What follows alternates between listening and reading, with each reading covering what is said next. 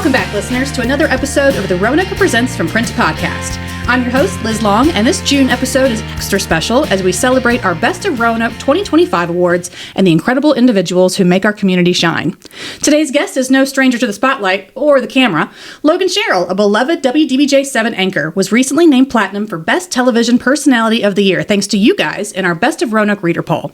From his relatable presence on screen to his genuine love and connection with the Roanoke community, Logan's recognition is a true reflection of his years of hard work, openness, and passion for telling the stories that matter most. Logan, welcome to the show. Thank you for having me, Liz. I appreciate it. And thank you to the viewers, the listeners, the readers. Apparently, they only have one or two channels to choose from. So thank you for choosing us. Plenty of personalities to choose from. And it turns out they really love what you do. And so I'd love to talk a little bit about that. Again, congratulations on winning Best TV Personality of the Year. And what does that recognition mean to you, especially coming from your viewers who are so passionate about what you do? And like I said, there is so many different things you can watch and people you can choose from. So the first kind of word that pops into my mind is just humbling.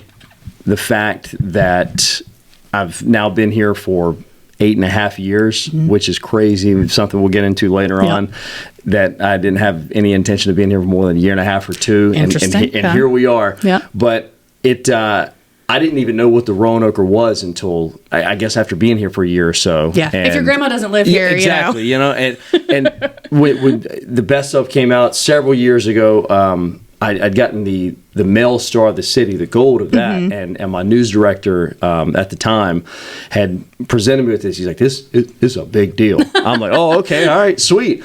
So it's just humbling, the fact that people watch it, they enjoy it. I love doing it. It's not something that, I begrudgingly, drag to the set. It's not just a job for you. When the light comes on, hey, waka, waka, waka. And then when it goes off, it's just like, oh, get me out of here. But no, it really is like what you're seeing is what you get. I love it. And the fact that people resonate with it, it means a lot. I think it's, to state your authenticity for the record, I've seen you on the news. I watch WDBJ all the time. It's pretty much on my TV all the time. Even when I'm not home, my dog's watching you guys on TV.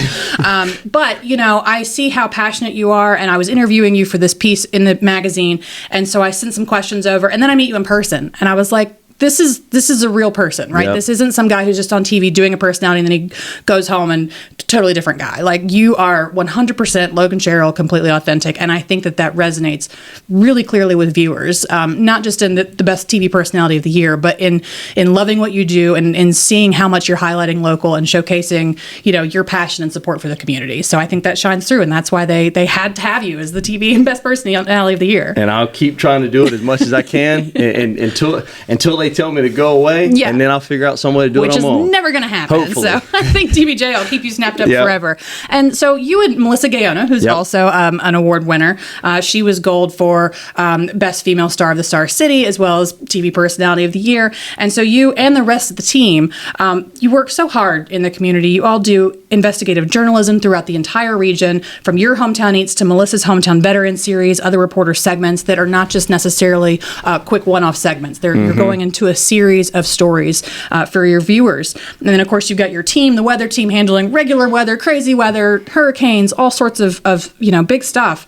So I love that you guys are working so hard, and readers and viewers, of course, are recognizing that. Yeah, Brent and Leo, both the best meteorologists. I think Brent or Leo swept that thing up for many, many years. After Robin Reed finally left. Reed, finally kicked him out of there and said, all right, somebody else needs to win this stuff.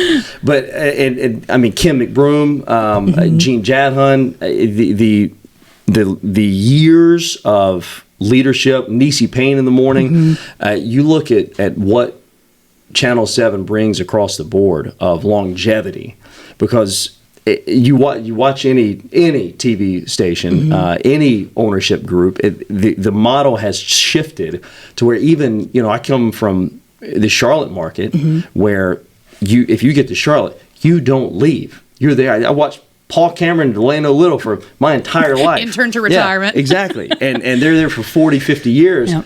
And it's different now. It's 2 years, 3 years, one contract, on to the next. Yep. But that's what I think, and that's probably what's kept me around, among other things, is the commitment not only that we're putting in to the viewers, but what the viewers give us back, and then having the station with our back, having our back, and saying that we like what you're doing. You're doing meaningful work and helping out, like Chloe Vincenti, who is one of our newer anchors in the last several years. Just had little JJ, adorable little boy, and she has really taken this whole Target 7 investigative stuff and run with that, because she has got a really strong background in investigative journalism. We've had a few other reporters that have done that, and then since gone on. One in Kansas City who's doing amazing work. We've had people pass on now that are going. One in particular is in Chicago now. So this is a really good launching pad too for those that do want to move on. Right. But it's become a home for so many of us. Yeah. And I think is a lot to do with what Roanoke has to offer. What the viewers kind of become friends and family in a sense, and we laugh because we're in your living room or your kitchen, your bedroom, your basement, 5 days a week. Every room you got. Yeah, every room you got on your phone. Download that app; it's free, and we're always there, and you can watch us at any time. I love that you mentioned. So again, this sort of, because I want to talk to you about like a day in the life, but I love that you mentioned sort of the longevity that can happen. I used to work in radio, so I'm pretty familiar with kind of being shuffled around from station to station, and it really depends on kind of where you want to go, where they want to send you. But I love that you're backed by a station that your viewers recognize what you're doing, and your station doesn't want to lose you because of that. They understand the connection that you're making with viewers, and their passion and excitement for what you're doing. So I think that really says a lot, that they want to keep you here for as long as you'll let them keep you. Yeah. But anyway, I do want to talk about a day in the life, because I find, again, no one of your days is ever the same, obviously. Very rarely. Right. You're at a different restaurant, a different story, a different person. But you talking about your wife Taylor gets up at 3 a.m. for her radio job, which is just ungodly hour, I got to be honest. But, so let's talk about what a normal quote unquote day looks like for you as a news anchor. Well, it usually depends on what day of the week it is. So I work out with this group of guys called F3, and I can't remember the exact Faith Fitness Fellowship or Faith Fellowship Fitness, some variation of those the 3 F alliterations, and I do that several days throughout the week. So if I'm doing that, I'm up 4:30, out the door by 5 to work out at 5:30 in the morning. You guys are not afraid of early morning. Oh, and outside, rain or shine, snow, we're out there, dedicated. No days off. But usually I wake up probably 7-ish or so, get the dog outside, let her do her business, take care of her, and maybe just kind of relax, kind of wake up for a little bit, then head into work mid-morning. If there's not a hometown eat shoot. If there's a hometown eat shoot, that's usually sometime between 10 and 11 a.m. Right, and you're driving wherever that's going to be. And that could be in Lexington, it could be in Danville, it could be right down the street somewhere in Roanoke, anywhere across the market. Yeah, I've seen you at my Possums in Danville, my old hangout. Oh, yeah, Mount Herman. That's right. I got to get down to Reuben's, too. I keep hearing about Reuben's. I was at Meemaw's Country Kitchen here recently, and shooting a story on it. So that was a lot of fun. Yeah, we'll talk about the hometown eats rumble here shortly. But but moving on, kind of throughout the day, just setting things up, maybe helping out with some things to prep for our 4 o'clock show. We might have a live show. Like we've had several live shows here recently, and there's work that goes into that. Something else that we're going to be doing in June is myself, Melissa, Justin Pavick, and Layla Mitchell are the 4 faces that'll be on this new series we're called In Your Hometown, in our hometowns. Don't get on me, boss, for that. I need to know. It's too early. I'll have it by June. You're ironing out the details. But we'll be in Lynchburg, so we're doing story specific for Lynchburg for that half hour. Show at 5:30 on June the 11th, I believe. But so there's been a lot of work being put into that, and I feel like there's always a project kind of. You have so much down. region to cover. Exactly. I mean, I love that you're trying to focus on Lynchburg specifically, or an area, just because there's so much to cover. There's so much going on every single day. 8 minutes, Yeah. So we're working on that, and then by about 2 o'clock we've got our afternoon meeting, and then from 2:30 to 3 or so when that ends, it's like, all right, Yeah. let's go. Like we're going into turbo because just turn it all the way up. Exactly. You know, dropping the hammer. Yep. And we're getting ready. Believe it or not, I do my own makeup. There's no team. It's all me. I'm so glad you brought this up. I love this photo. So Aaron Spicer came out to the studio and took pictures. He's the man. Well we love done, Spicer. Aaron, yes. We love Spicer. But I love the photos he took of you in the mirror doing your makeup. Because it's just so cute. It's just so funny to see you doing your makeup and making a little face. But a few years, it was like a decade ago, I was on TV with Tara Wheeler, and she was talking about how she did her own hair and makeup. And I just remember being completely gobsmacked, boggled by this. What? I was like, you don't have a hair and makeup team? And she always looked beautiful, and she had some beauty pageant background. So I was like, okay, you know how to do it. But you guys are responsible for that. You don't have a Hollywood team behind you. Heck no. So it was great to see that photo because I was like, I know that they do their own hair and makeup. And the one time I did have my makeup done, it was when I was still working in Charlotte. It was for, I guess we were doing new headshots. Yeah. Were you wearing eyeliner? Thankfully, I don't remember who it was, and even if I did, I wouldn't put her on blast, but it was terrible. Were you a little I was pale. I looked like Casper the Ghost. Oh, well, that's the opposite of what's supposed to happen for TV. Exactly. I'm like, what are we, typically, it's like an orange or bronzing, and then, you don't blend the neck. Like, oh, yeah, they're brand new. It was opposite. I was kind of a little hilarious. Tan, and then just happens. Casper the Friendly Ghost up top. It was not great. And we all know for TV, you got to put on just a little bit more than you normally would. Yeah, you got to put a little bit extra bronzer in there. It's hysterical. But that usually takes a few minutes, and then at 4 o'clock we go live, and then it's from 4 p.m. to 7 p.m. Mm-hmm. I do the 4, which is an hour, take a little bit of a break, kind of get some water, run, get a snack or whatever. Then by 5:20, I'm back in the studio for the 5:30. Mm-hmm. Do that. Same situation at 6, 6:15, 6:20, back in there, 6:30, and at 7 o'clock, the day is finally done. And that's the thing, right? You're not like me writing something behind a script. Like, you're high energy. You have to be on. That's not, I'm an introvert, so that's a little, after a few hours of that, you're just exhausted. So I imagine you do go home and just crash on the couch. If it's a hard news day, you're talking like a child being killed or abused. Weather is never easy. And then you've got the heavy hitting news in the A block, which is the first bit of news or the first part of the show that you see before the first commercial break. Mm-hmm. And then you come back and you're like, hey, there's a ribbon cutting on a brand new ice cream shop.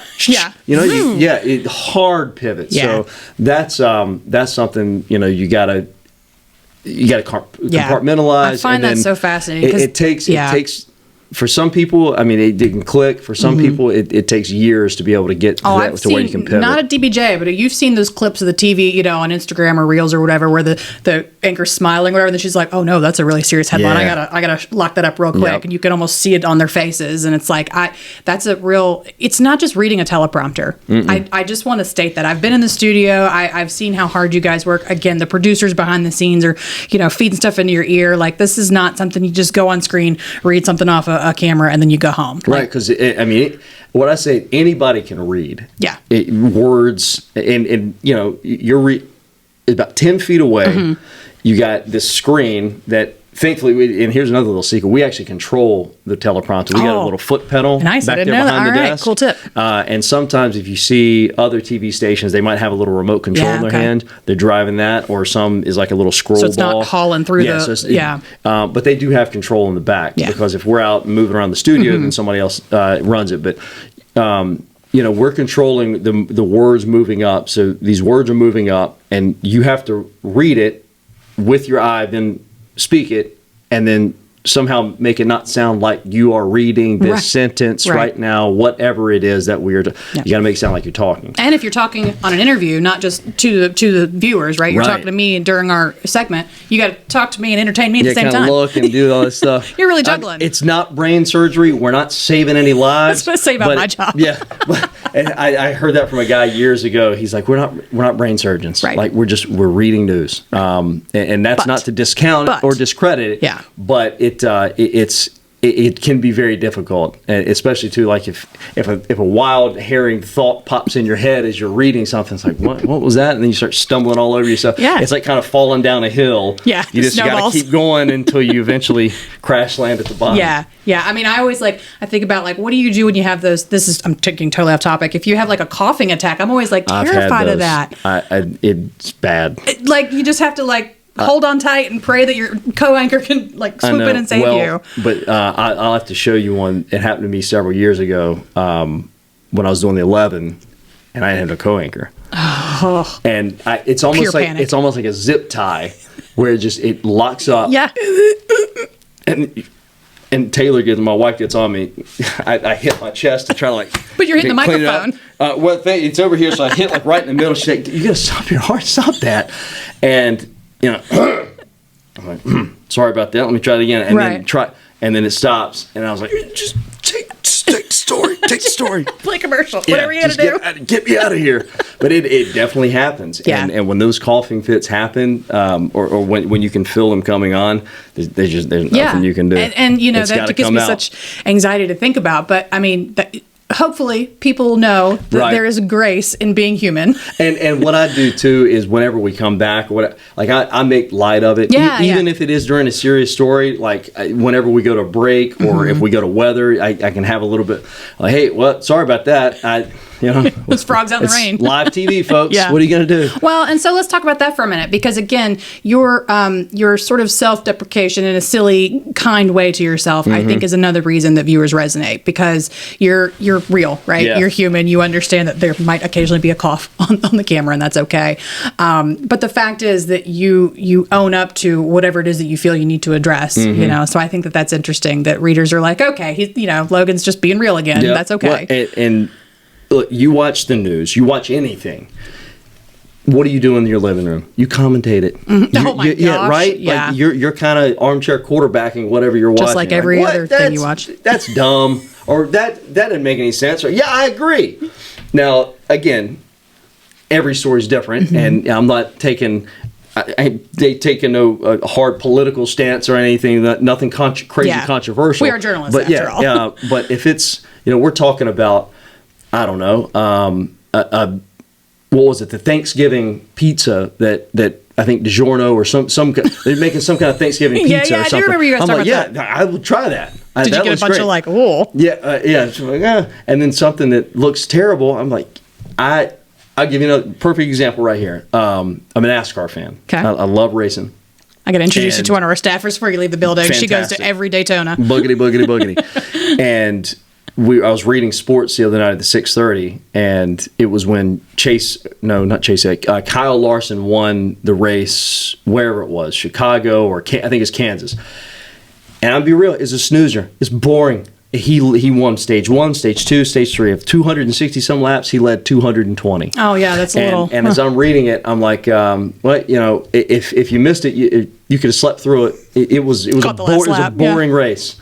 And I'm gonna say that. And some people it might be not their cup of tea, but somebody at home is thinking, this is boring to watch.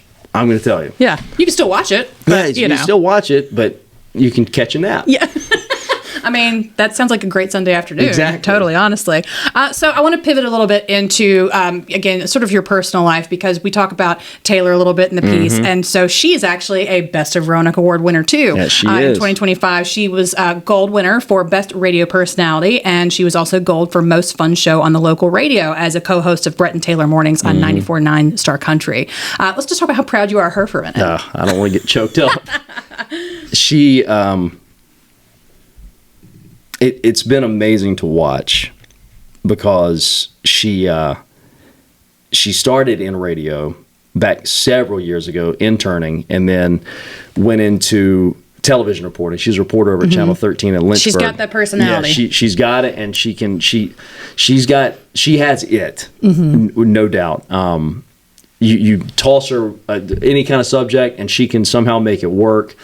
She's very, very, very talented. And I am unbelievably proud of her. And it's wild, because after we got married, she knew she didn't want to do TV reporting anymore, because for a lot of reporters, you're off the clock, but you're never really off the clock. Right. You always got to be working sources and trying to figure out and come up with story ideas, because those morning meetings, like, what do you got? You got 2 or 3 story daily. ideas? Let's go. So she knew she was ready to get out of that rat race. And she had reached out to Brett Sharp after we'd gotten married and said, hey, is there any openings? I'm in Roanoke. Huh? And he said, well, we've got something at Star, a midday. And she's like, oh, okay. Started that in December of 21. Just like that. And then they started bringing her into the morning show a little bit when it was still Brett and Boomer. And Boomer was ready to kind of go on to his next venture. And Brett and Taylor just kind of hit it off. And that May of 22, now officially 3 years they've been doing this thing. It's worked. And people love her. They do. She's bright. She's bubbly. I didn't want to get choked up. But it's so encouraging to see too. Little girls that'll come up to her, teenage girls, because Taylor's got such a wonderful testimony that it's cool to see. It's really cool to see. And even Big Bubba's we were at a home improvement store recently, and it's funny because when I'll say, because you don't ever see Taylor, you just hear her voice. Right. So when I say that, that's my wife Taylor. Brett Taylor, it's you. They're more excited to see her exactly. and that warms my heart too, because that. they always ask, where do you put all the food? Again, we'll get into the hometown eats, but it's just I'm so proud of her. And she's kind of forged her own path with it. Yeah. And everything the Lord's doing in her life is just. I love it. It's wonderful to be able to ride shotgun to see her. She's the real star of the family. Yeah. Hands down. I love that. We love a guy who loves his wife. Yeah. That's fantastic. And so you guys have really sort of made a name for yourselves in Roanoke. You mentioned, being out and about in public. Do you guys get, like, again, her voice versus your face? Yeah. Like, do you get recognized in the grocery store kind of thing? Well, originally it was my hair, because my hair would be a little tall. And my hair is starting to thin out a little bit, so I'm having to finagle a little bit. I'm getting older. I know, and that's the thing of, like, just embrace it. Like, we all get old. We're all gonna do it. It's gonna go Beats away. the alternative, eventually. as my husband says. Yeah, and at some point, I'll probably I don't know. I pray it's not soon, but just take it home.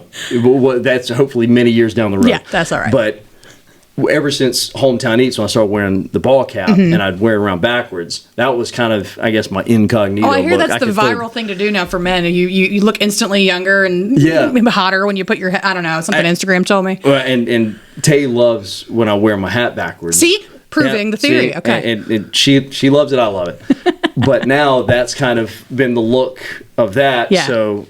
But I like that. It's juxtaposition your very professional suit, news anchor on TV, and then here's you out in public like a fun, just trying to enjoy like what you're doing of the day, you know, and you're casual. I bet people feel more that you're more approachable in that instance. Well, and they wonder too. They're like, "Are you? Yeah. Is that?" I'm like, "That's my twin brother." My better looking twin brother on TV. I love that. I'm the one they keep in the basement. They let me out to go shop, go get the groceries. But it's fun because I can have a little fun with people too. Is it really you? It's like, in the flesh, it's me. Believe it or not. God. All right. So next time I see you in the grocery store, I'm gonna ask if it's you or your brother. Yep. So, again, looking a little bit into your personal life, and we talked about this a bit in the magazine article, but again, whatever you feel comfortable sharing, but you've been pretty open about your faith, your struggles, sort of the things that you've been facing, both, before Taylor and then during your life together. Yeah. And so I think that also really resonates with viewers because you were open about it, because you go on your page and you're very authentic in your belief system and, and your struggles that you faced and how you were looking to overcome them, not necessarily overcoming everything. But. Because it's a daily battle. Come September will be 3 years totally clean and sober from alcohol, and it's the daily struggle. I'd be lying to you if I said that after a hard day or mowing the yard, doing something like that, like, man, or just hanging out with your friends. I mean, cold beer sounds pretty good. Thankfully, there's a lot of non-alcoholics now. Yeah. And they've really perfected that taste. Still waiting for a non-alcoholic bourbon. I don't know if we'll ever get that. Interesting. Yeah. But that was always my drink of choice. Yeah. And it really sent my life down a pretty destructive path. I hit it well. I've been able to also share my testimony with several different times over the past year and a half or so at different churches, different events, and I never, I guess you hear from everybody, you never really knew you had a problem because I go, oh, well, I'm a high functioning alcoholic. I can still do my job. I can still do all this and have a little booze on the side. And there's still a lot of people. I'm not condemning anybody. I'm not judging anybody. I'm nobody. But there's a lot of people that can still do life and have a cocktail here and there. I know for me, if I let the door open a little bit, then the animal gets out and I got no control over it. And I end up doing something stupid or saying something ignorant. And then it's just this whole bull in a china shop thing. And then I got to pick the pieces up. And even without being a local celebrity, as it were, I mean, you're still thinking about yourself and your family in these ways. It's not just about your viewership or your job. It's about your relationships with others. And so I think that's it's very heartwarming to see you be open about it, to see you talk to churches and groups about this, because I think even if I'm not an alcoholic, I have been affected by alcoholism at some point in my life. I think a lot of people, many people, even if they are not in the situation themselves, they know somebody that one of their loved ones is dealing with this struggle, with this addiction. Yeah, I mean, alcohol or another substance of choice. Right, and it was different party and recreational drugs. Thankfully, that is even many more years, more than the 3 of alcohol coming up. But it was nothing just on a Tuesday or Wednesday night. Like let's go, let's turn this thing up to 11, and then come Thursday, I'd either have to call out of work or it would be just fighting for my life to try and doing the 4 o'clock show, like where you got to be high energy, is not easy. And I knew, like I could see it, and then it was after Taylor and I got together that it really started showcasing, like, man, I'm dragging her down into this mess. Like, wake up, brother. Right. Like, and like any good partner, she has made you aware, and she's stuck with you and made sure that you have everything that you need to get through it. And what's crazy too is even through the obedience that I was acted on after a church service one Sunday about not drinking. We went out and typically we get drinks after church, and she had ordered one, and then I was like, I'll just do a water. I remember your Facebook post about this. and she was like, whoa, hold on a minute, like this is our thing, like you can't. And then she sent hers back, got a water. The very next day at work, she's like, God spoke to me in a way that I've never felt or heard it before, said, you are done drinking. And that was it for her. And that was January of 22. So she's over 3 years without alcohol. And it's crazy how, like, through working through me, he spoke to her, and I'm like, man, okay, I'm just a vessel. I'm just a vessel. So it's been really encouraging to hear other people's stories, because as you say, alcohol, it's different for everybody, but I feel like we've all at some point, way or another, been affected by it. I mean, I've had family members that are hard, heavy drinkers, and that may have been the path that I was kind of teetering toward. Yeah. But by the grace of God, pulled out of it, and I a matter of fact, by the time this comes out, June 7th is 1,000 days sober. Congratulations. So I can't wait for that. I don't know what I'm going to do. Stone Cold Steve Austin, a couple of bottles of water. Yeah, exactly. The non-alcoholics. Yeah. Well, I think that resonates with viewers, with everyday citizens who see your openness about it, who relate to that, who think, I'm not alone in this. Even if I don't have anybody else I could talk to, I could go to you in a heartbeat, and you'd be open to whatever. I had a lot of people shoot me messages, and for my journey is through my faith, which has grown incredibly over the past handful of years or so. I grew up Lutheran. I ran from the church as soon as I got out of college. I didn't want anything to do with it because I didn't like kind of from my path, feeling judged walking in like, hey, yeah, hadn't seen you in a while. Good to see you again. And that always really burned me up. I'm like, I don't need that. Yeah. Like, I'm not here for you. I'm here because I feel like I have to be, or my parents are making me come. And it took me many, many years and a lot of mistakes, and, we all make them, to finally realize I need a relationship with Jesus Christ. And once I did that, let him in to be the Lord and Savior in my life, it changed everything. Like I said, the temptations are still there. Those will never They'll go away. always be there. Yeah. But that was what really hit home for me. And the blessings have been overwhelming, with being able to see kind of, basement flooded. I can find peace in this. Am I frustrated? Yeah. Dadgummit, yes. I don't want to be out here. I don't want to be vacuuming this up right now, but I can find peace in it. I can find joy in it. I have the financial stability to be able to go out and buy a shop vac. I have the physical ability to be able to stand up and to do this. A lot of people don't have that ability. So it's finding the joy in that, and then in the mundane tasks, having a smile on your face with it. I love that. You're an optimist, but really through your faith is where it's sort of embedded. It's where it's all rooted. And I don't want to get too biblical, but talking about testimonies and things like that, the book of Revelation is very clear. It says the enemy, Satan, is defeated by the blood of the Lamb, Jesus Christ, his sacrifice on the cross, and the word of their testimony. And every single person in this world has got their own testimony. Everybody's got their own story, their own path. You have to share that. It is important because it might touch somebody that it might be a family member, it might be a total stranger on the other side of the world. And that's why this and being able to put things on the internet to reach people on the other side of the planet, we live in a crazy wild time, but it's such an opportunity to share and to connect. Well, and you did list the upside of the internet, and your platform as a news anchor. I know you're not openly discussing that on the 6 o'clock news. Right. However, knowing that I can go to your page and see your authenticity on there, again, resonates with me, resonates with viewers, resonates with everybody in the community. So, and like you said, from somebody across the other side of the world that maybe just happens to see it and goes, okay, that guy spoke to me. I hear that. I hear what he's saying. Yeah, that's great. what it's all about. Well, thank you for sharing that. I know that's not always easy to share, so we really appreciate it. And again, always appreciate your sort of realness with anybody who has a question or struggles with their own and needs someone to just sort of say it's going to be okay. The ear's always open. Yeah, no, I think it's great. So we're going to screw back into your news stuff, screw back into your job. But so you've been in the news business for over a decade now. And so looking back at the career, you have still so much more to go. I know, right? But Lord willing. I got a long way to catch Robin Reed. Well, we love some Robin Reed around here too.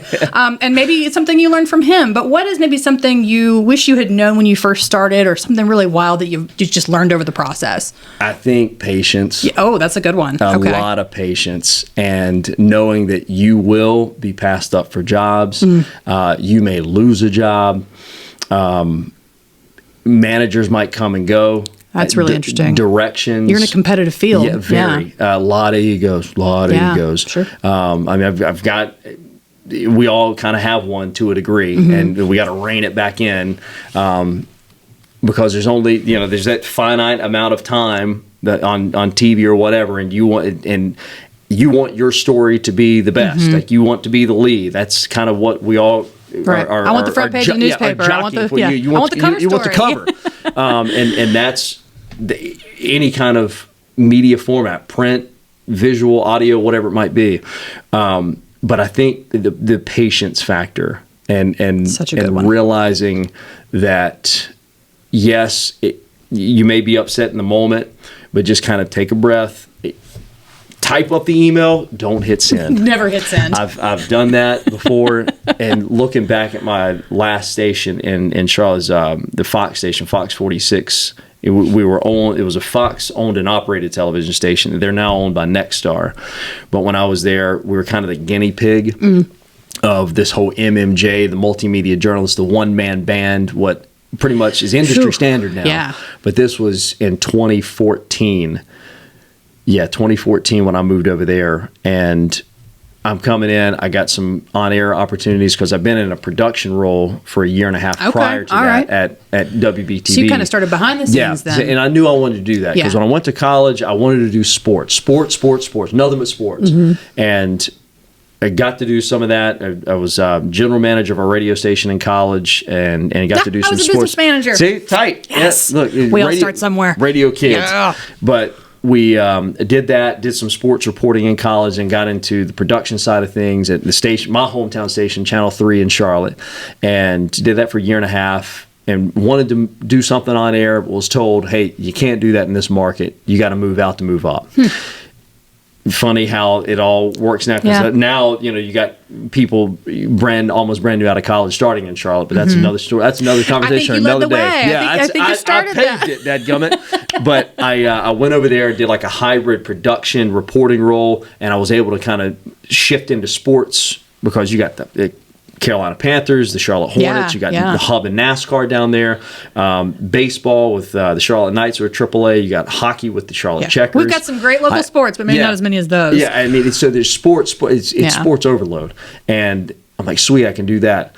And it just became this kind of struggle between wanting to do what I wanted to do, and then I'm this cocky, arrogant little punk kid that is getting some on-air time, and then my managers are still trying to rein me in and say, hey, no, we need you to do this, and me thinking, oh, that's beneath me. I'm going to talk to Cam Newton. I'm not going to go cover a ribbon cutting or whatever it might be. We're all young punks at some point. I got bigger things to do. So there was a lot of flying off the handle, just a lot of gossip that I do regret, and if I could kind of talk, and that's one of the things I tell anybody getting into the business, because just don't get in the sludge, don't get caught up in the toxicity. It's very easy. It's very easy to do because it's everywhere. But if you're in a conversation and it starts going kind of south that way, just step away from it. Figure out some way to get out. I'd argue that's the golden rule for every day of every situation, but in your job especially, it's so important. And do everything. And people talk, especially in our industries where maybe specifically in Roanoke, it's a smaller area, so everybody knows everybody. But that's going to get back to your new boss or your new, your potential boss or whoever. And I always try to do as many jobs as possible, like be able to be a chameleon, because if you're a chameleon, you can kind of blend in, you can do everything. I love that. That's you've really made yourself into the guy who can talk about serious news or sports or hometown eats, and can shoot it, can edit it, can write it, can track it. Sorry, I want to talk about this for a second, because this is, again, in I think a lot of people's heads, they think one guy behind a camera, another guy following you around with one on his shoulder, and it's you on your phone in some instances. Luckily our phone quality is great now. A lot of times better than the cameras. Right. But we were talking one day about one of your hometown eats, and I can always tell, maybe because I'm adjacent to your media, but I can always kind of tell how hard you're working to use your phone versus a camera maybe they put you in the car with or whatever. And that is not something. Again, viewers, listeners, we beg of you, it is so many moving pieces of what you do, and to juggle all of that with the authenticity and the professionalism that you do is a real credit to who you are and to what you do for your job. And it when I call people, it's like, it's diners, drive-ins, and dives, but it's just me, right? Or whatever it might be. You're not bringing 15 crew people with you. There's not producers and audio guys and photographers and lighting. What is this, 1985? Yeah, for real. We're carrying 150 pounds of gear. No, it's a phone and a little handheld camera. That's all it is, and it really is. I think that's maybe one of the biggest misconceptions is. And it was back in the 90s, you had a newsroom where there may have been 50 or 60 people in the newsroom. Now there might be 10 total. Yeah. Because reporters are out and about, and then you got a couple producers, and you're all doing some editors. 13 things. That's 13 different things. And that's what I think helps with the longevity of it, because if you're a one-trick pony, then it's good point. I'm not going to pay you for this one, even though you do this one thing really, really good. You can't do X, Y, and Z that we really need you to kind of be able to help out and pull some weight around with. So that's the other thing. And thankfully, I think I knew that as a young journalist going into the business was to kind of be able to have hands on everything. If you need somebody to go shoot something, then get out there and go do it. Right. But yeah, patience and just be a chameleon, and get out of the sludge of the everyday gossip. Yeah. Well, and I think about, again, I've told listeners this before, growing up, watched the news down, from Danville, and it was like Roanoke's the big city. And I really wanted to be a news anchor. It was like all I wanted. When I went to Longwood, they did not at that time have the program. So I slipped into radio. Right. So it worked out. I'm media adjacent, so I'm not quite on the camera the way that you are, thank goodness. But in thinking about sort of what you do, you cover a little bit of everything, sort of like the Roanoker does. We're covering a lot of lifestyle and sort of positive pieces, but you cover everything. Like you said, you could cover something from child abuse to a weather disaster to a ribbon cutting. Like that is a heck of a day in terms of emotional swing. So in thinking about all these things, sporting events, natural disasters, emotionally, how do you prepare for those really maybe more intense stories, not the ribbon cuttings, but the really serious stuff? The weight of those experiences, you of course have to remain professional. As a journalist, we are not to put our personal, ethics and ideas and beliefs into something. Like, how do you maintain a straight face when it is a story you're just like, what an awful or what a terrible situation for somebody. Right. I mean, that's a tough day sometimes. The most recent one was when, I guess it was right after the election, right? Yeah, it was right after the election. No, it was right after Donald Trump was inaugurated. He came to Swannanoa. He came to Asheville, the first trip after he took office. So back at the end of January. And that was after Helene, right? It's 4 months. Okay. It was like 4 months to the day after Helene. Yeah. And I went to school in Western Carolina, so I spent a lot of time in Asheville. I love Western North Carolina. Yeah, you have a personal Carolina. attachment to it. And we were talking around the station like, hey, we're gonna send you down there. Like, awesome, because I love. As much as I do love the desk and the floor and everything, I love being out in it. Sure. I hate when disasters happen, but I feel fortunate enough to be able to have the opportunity to go out to these places to show it, to maybe some aid is going to help come. Maybe some people are going to step up and go volunteer. So I was like, all right, yes, let's go down there and check this out. So we went in, and when we went into Swannanoa, which is 10 miles or so east of Asheville, downtown proper Asheville, it looked like war zone. Yeah. It 4 months later, you would think the storm just hit. And I went out to this disaster relief that had been set up at like this outdoor concert venue that this guy started in his living room, and it grew and it grew and it grew. And when talking with them, I don't know, I got hit with this emotional wave. It kind of just all came crashing down at the same time. We were doing a talk back with myself and Gene and Melissa, and it just walking them through and talking with some of the people, and seeing people come together and seeing people. There were people from the other side, literally the other side of the world. I think there was a guy there from Italy or Germany that had flown over, that had saw this on Facebook. No ties, just because wanted to do something. Out of the goodness of his heart, said, I want to come check it out. There were some folks that I think were from California who drove their RV there, parked there in October, and never left. Wow. And said, we're retired, and this is what the Lord called us to do, and we ain't leaving until it's done. And it just, it all kind of bubbled up together. It's very emotional. And I as we saw a little bit ago, I wear my emotions on the sleeve, so it came out a little bit of me. But now I pray through it to give me the strength and give me the guidance, give me the courage to say what needs to be said, even if it's tough to say, and just pray for the people that are really affected by it, and being able to just, I guess, kind of turn it on and turn it off, and it's probably not good. I'm sure it's bottled up in there somewhere. No, I get what you're saying. Sometimes it just, and you see something, or you hear a song, or you watch something, and all this emotion comes in. Where did that come from? It's like, oh, that was Hurricane Matthew from back in 2017 or 2018. Like, man, that came out of nowhere. Yeah. So that's I think the short answer of probably something much more convoluted and detailed, up to where, for that, whether it be 30-second hit or a 6-minute hit that you have to do, is to be able to just stone face it, and then after that, if the emotion comes out, then just kind of let it go. don't bottle it up, but if you have to, and then once it comes out, just let it go. And for you, I mean, it's harder, I think, than it looks, than people would expect for you to see devastation in this particular instance and then turn around and stone face to the camera, report on what's happening behind you. Like the stuff, I was not prepared for North Carolina. Like you see the pictures, you see videos of it, but until you, like when you walk around in it, like this is bad. Right. Hurricanes and hurricane damage, tornado damage, fire damage. It's unbelievable the power of these storms or whatever it might be, that you just it literally takes your breath away. Yeah.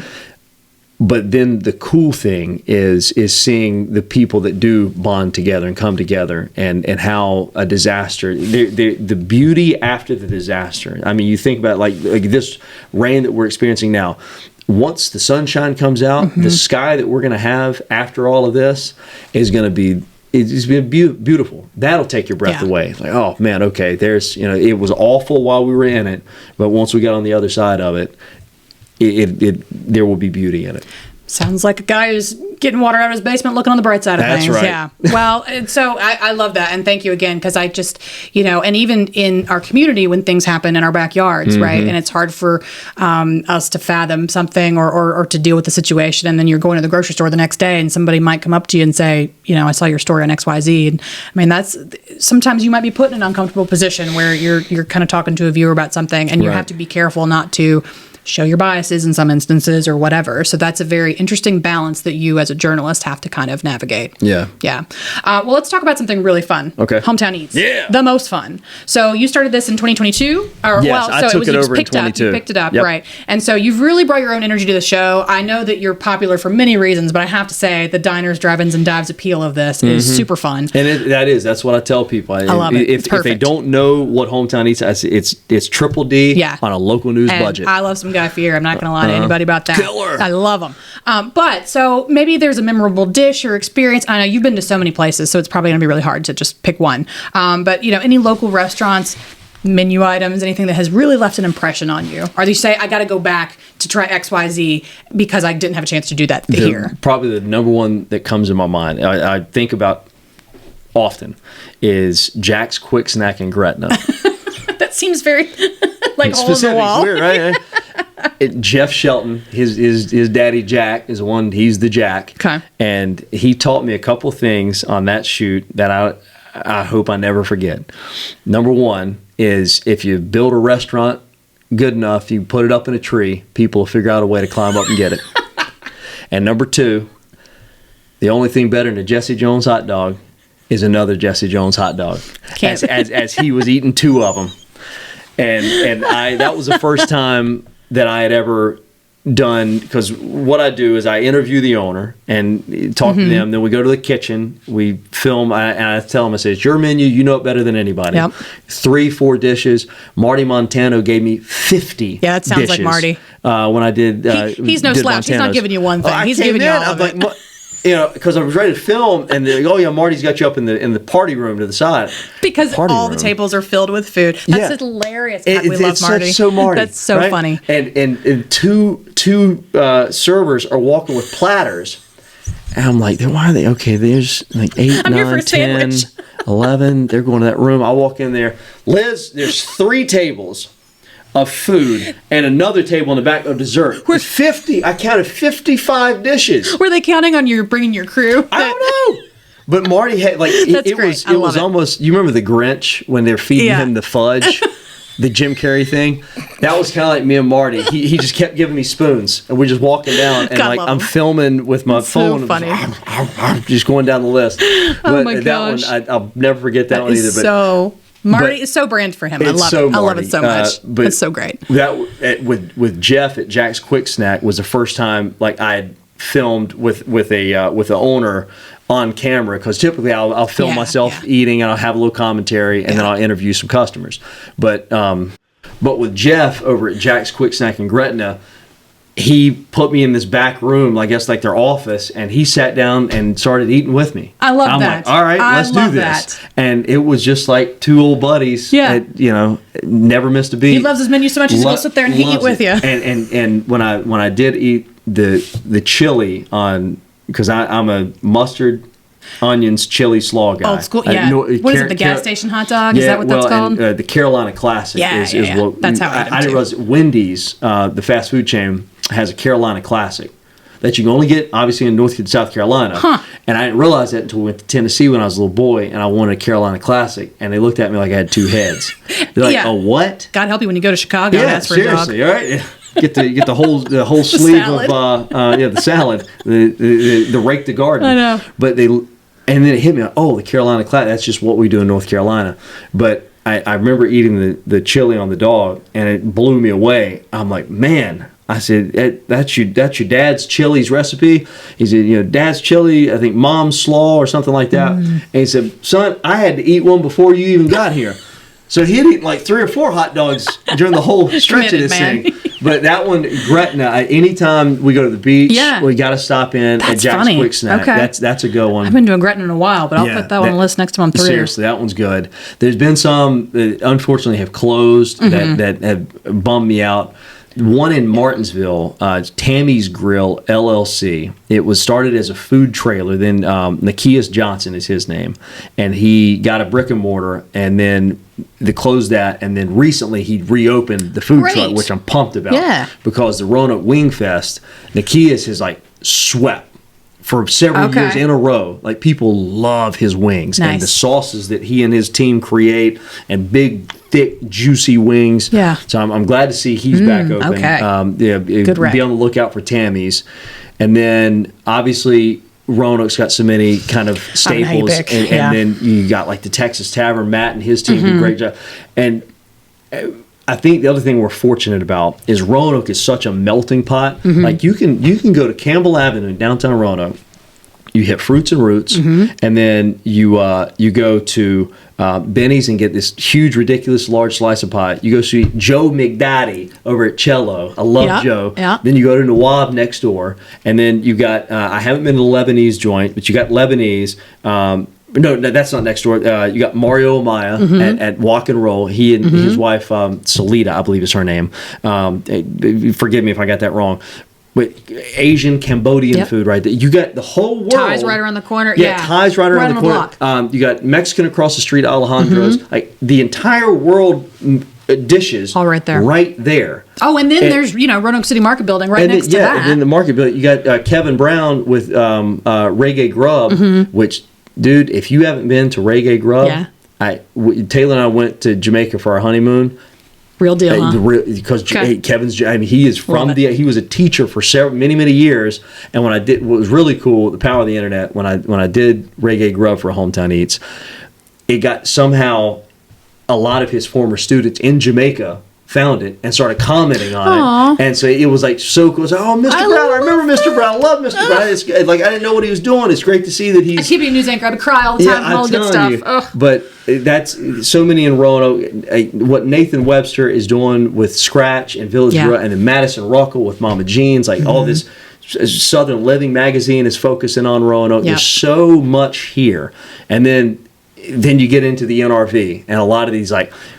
Dude's Drive-In, Hank's Drive-In, these old school spots. And then you go up to Lexington, you hit, if you want a Kenny burger, you want the original Kenny's and the pressure cooker fried chicken, Kenny's in Lexington. Cool. I mean, Legendary Eats in Lexington, Dale's Diner out in Montville. It's so, we could talk about this all day. I'm gonna do another special podcast episode and bring you and John Park in here and just let y'all talk about food for like the entire episode, because between you two, I'd have a list that's like longer than the floor. My Excel sheet. Oh my gosh, it must be just ridiculous. I have hundreds of restaurants. I believe it. And I hope I can get to all of them. Yeah. I doubt that I'll ever be able to, but I mean it. You'll be Robin Reed's age before seriously you get to the end of that list. I know. I grow me a big mustache. And I just be my flavor saver. I just get the barbecue sauce up there. Perfect. But there's just like Ron Swanson. There's so many, and just eat local. Yeah. Not a shot at chains.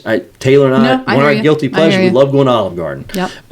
But man, if you can eat local, especially with different taxes and things of that nature. Like it's important to keep these places open. That's really the lifeblood of so much of our town and city. That's a great point. And again, we don't need to get into specifics. No. We don't need to dive into that. But you had a great roundtable with a bunch of restaurant owners discussing that discussion of the tax with the city council budget. I just want to say that was a great piece. It was great to hear you moderated it so well. It was great to hear from all these business owners. I had my buddy Nate Sloan from Bloom. He's up there really just passionate about what he's believing about this. Anyway, it was just a great segment, but it was another sort of just indication of great journalism featuring local, in this instance, restaurants, and sort of what they do and how a city budget can impact them, as well as the rest of the community with that ripple effect. So I thought that was just really well done. I appreciate that. Yeah, Matt Bullington had reached out to me. No surprise, the guy's a winner. He's a champ. He's all over it, and he had reached out, and we were talking on the phone, and as we're talking, this light bulb went off. Like, man, we should do like a round table. Yeah. Like, I think that'd be a really great, and that's the other really wonderful thing about this Hometown Eats over the past several years. I don't think, had I not done this series and kind of built it up and had the creative freedom, that's the other big thing, because a lot of times stories, a minute and a half. Yeah. 4 minutes. Every one of these are sometimes between 3:30 and 4 minutes long. It takes me longer to get to your studio than the segment. Like I can really stretch it out. And being able to build those relationships over the years, because that's, being in this business, it's all about relationships. Yep. You're more likely to get somebody to do something or answer your call if you've known them for several years, rather you're just cold calling. Absolutely. I don't know this guy, I don't know this gal, I'll pass. Exactly, spam. So if it had not been for these several years of doing these stories, that I don't know if that round table would have been as effective. I don't even know if it would have happened. Yeah. So that's one of the things I'm really blessed with being able to do, is build these bonds with these folks to where they do trust. And it's not, trying to do any kind of gotcha journalism, but like, hey, you guys have an issue. Yep. Like that's what local news is all about. Like, Bingo, we got this TV station. We're your hometown station for a reason. Come in here, and we're just going to go. Kind of like what we're doing in this podcast. We're just going to go. We don't know where it's going to go. Yep. We don't know where we might end up. But I know that here's the list of things that I want to talk about, and we're going to go from that. And gosh darn it, you're going to learn something, whether you like it or not. And whether or not they listen to you, we can't. I can lead them to the water. I can't make them drink it. That's so important. Your job is to just give them the information, not to tell them how to use it or what to do with it, but here's the information so that you're aware of the situation. And I think that that's, again, a key point of journalism, of our jobs of media, like just to be very frank and real about what's happening in our community. So I just again, I thought it was a great piece. It was very indicative of the current events that was happening at the time. That was a month ago by the time this episode airs, but just great to see you pull in some restaurant leaders and showcase that side of things, so that viewers who might not be aware of the situation would just sort of go, what's going on now? And for anything, not just that topic, but and the other thing too, if let's say somebody were to watch or somebody were to watch or go to a city council meeting or whatever it might be, so well, why wouldn't they go to a city council? Or why wouldn't they have public comment or something like that? We got to think too. Like, we shot that at 9:30 in the morning. Right. What do they do? What do these restaurant owners do, or whoever it might be, at 2 when the meet, or at 7 o'clock? Right. 7 o'clock's dinner time. Yeah. Like that's park and shop time. Yeah. You can't just leave. So I think that was the other thing too, was having that time, because it is. Somebody was saying, I don't know if it's Jason Martin or somebody said, you got 10 restaurants, it's like wrangling cats. In fact, we got 10 restaurant owners. I am well aware of that, into one spot. God love them all, but they got a lot going on their plate, and literally. Yeah. And it is wrangling cats. Oh my gosh, that's the best.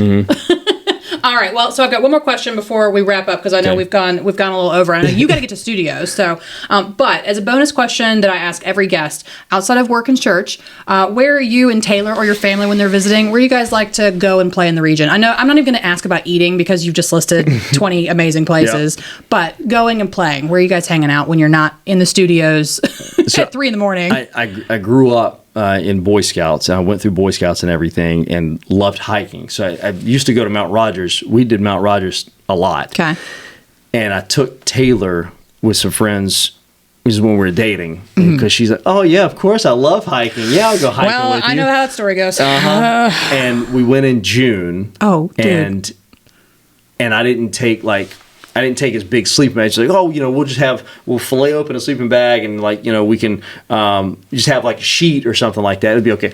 I forgot how cold it gets in June on the highest point in the state of Virginia. So that was rough.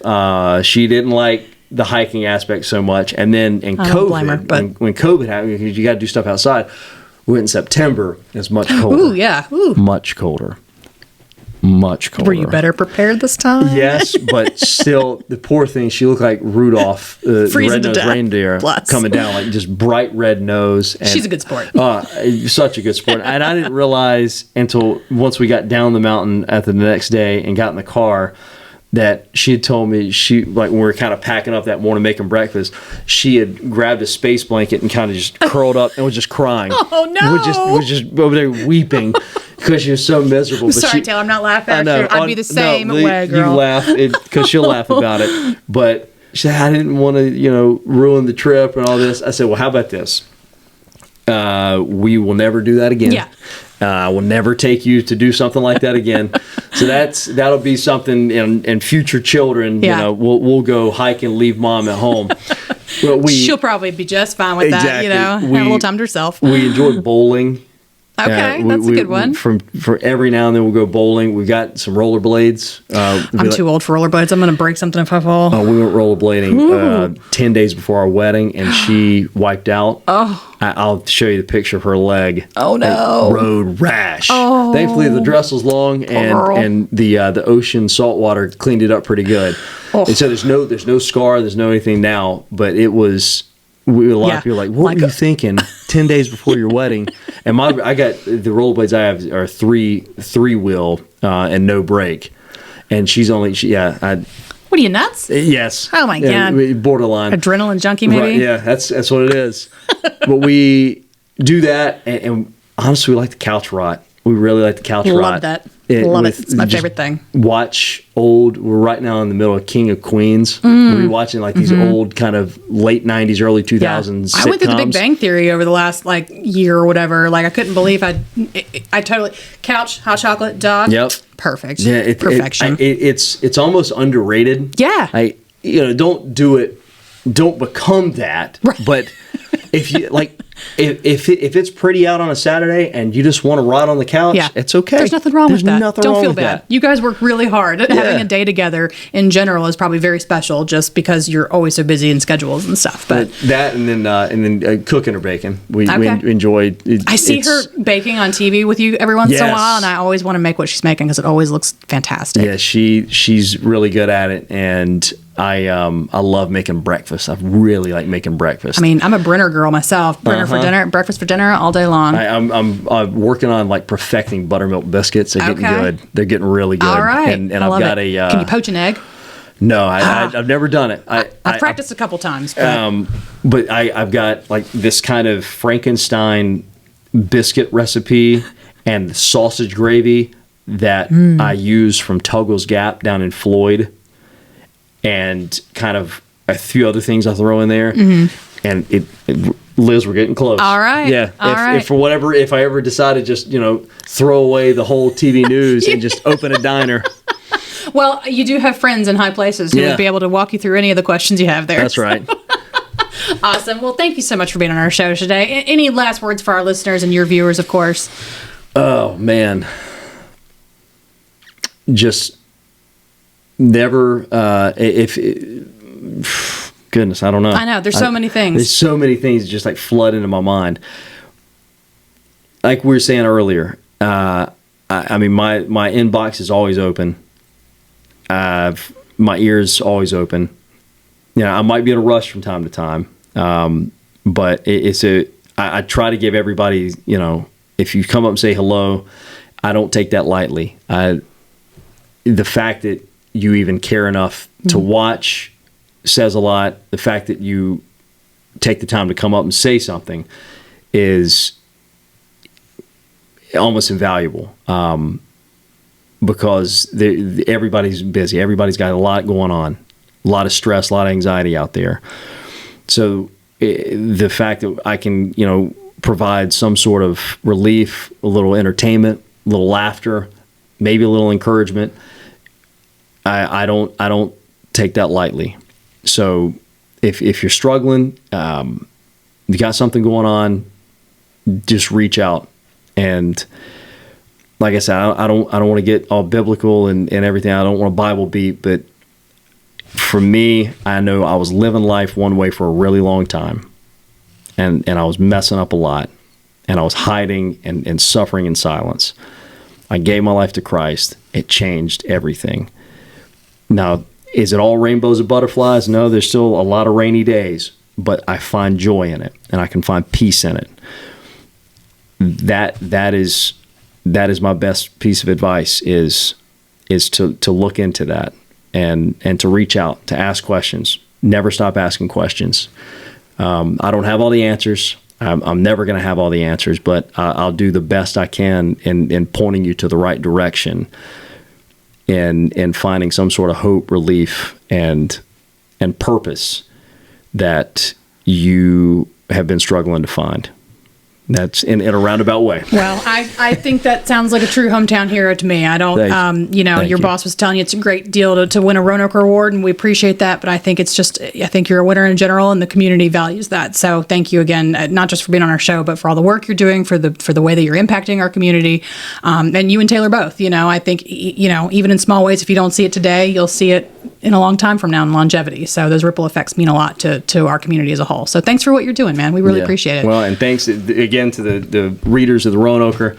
I appreciate you guys and the 13,000 or more ballots that came through. And God bless you, Liz, and your staff for siphoning through all of these. Well, now you know, because you went through the same experience. So those are real deal votes, man. That's right. Not something that's just like, Phil, we mean it around here, Actually, I was telling our staff yesterday, you were coming in and everyone's all excited, and they were like, you need to tell them about, we used to count those things. People would tear out the sheet out of the magazine and mail it in. Whoa. And then it would all be by hand. So like, I'm pretty grateful for I don't love a spreadsheet, but I'm pretty grateful for the digital information there compared to how it used to be 20 years ago. So much like the MMJ evolution, it's sort of the same thing. Well, then you get stuck with it, like a hanging Chad back in the Florida 2000 presidential election. It's like, hopefully we won't quite be. Who is that an X? Is that a square? Exactly. What is that? What is that? Is it an R or Y? Yeah. But anyway, all that to say, I thank you for your kind words. And again, thank you to our viewers and listeners and your viewers and watchers for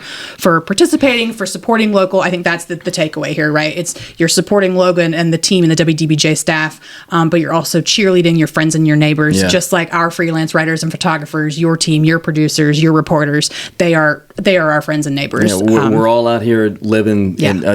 We're all living on this same rock. Yeah. And we all have different jobs and titles and this, that, and the third. But we all got to kind of figure out how to live this life together. So the less screaming at each other and the more listening. We got two ears and one mouth for a reason. Yep. Use it. Yep. Love that. Well, it makes our community special. I'm biased, but Roanoke's community is certainly something to behold. That's right. Star City for life. Star City forever. Well, thank you. With a 4, by the way, just like an old school 90s. Yep. Cool. Thank you again so much for being on our show today. Really appreciate your time. I know you got to get to the studio, do your makeup, get ready for a new day. But again, thank you to Logan Sherrill, WDBJ7, for sharing his story, all the ways he connects with the community and inspires us every single day. Be sure to catch Logan on WDBJ pretty much all day long, every day, where he continues to bring local news and stories that matter to our region right into your homes every single day. Every room you got, make sure to catch him on TV. And of course, a big thank you to our listeners for tuning in. If you'd like to read more about Logan's Best of Roanoke win, be sure to check out our latest issue on newsstands now or visit us at theroanoker.com. As always, if you enjoyed today's episode, be sure to subscribe, leave us a review, and share it with your fellow Roanokers. We'll be back soon with more inspiring stories from the people who make our city great. And until next time, this has been From Print to Podcast, where print comes to life one great story at a time.